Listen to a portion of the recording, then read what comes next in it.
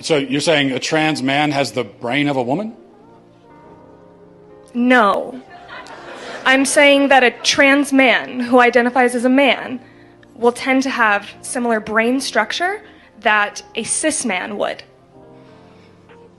And where did you get that from? Look it up.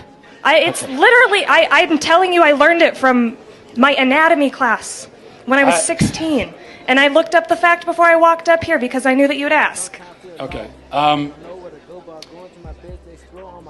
That's not true, but it also doesn't answer the question. So let's try to stay focused on one false claim at a time if we can, because we might get bogged down. Okay. So you actually started by saying that blocking puberty, which is chemical castration of a child, Just one example, yeah. Yeah, is life-saving. It can be. How do you know? Because there are children who have been suicidal that have had these interventions made. What children? How do you know? And how many children have had that done Me personally, and then I are haven't still met suicidal? children. Me personally, I haven't met enough trans children to answer that question. Okay. But I know You that are the making- research exists. You're making this statement, you're stating it as a fact in front of all these people.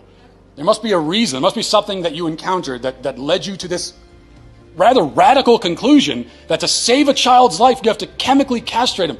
Not every child. No, sir. Okay. Well, that is what you just said. The drugs we give to kids for puberty blockers, so-called puberty blockers, originally are cancer drugs used to treat prostate cancer. They're also used to chemically castrate sex offenders and child rapists. Now we give them to physically healthy kids. You're saying that we need to do that or they will die. And so one last time I'm going to ask you, what evidence do you have of that remarkable claim? I don't think I claimed that every child would benefit from that. Well, no, I didn't say you did. You said no, puberty blockers you did.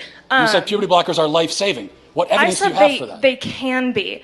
The how do you evidence know? is the encounters with patients who have had these procedures done, and it has saved their, I don't want to say it saved their lives, but it has made their lives better. I can't confirm whether or not they're alive right this second, but there are children that it has helped. So what do you have to say for the happy trans community who has benefited from these procedures?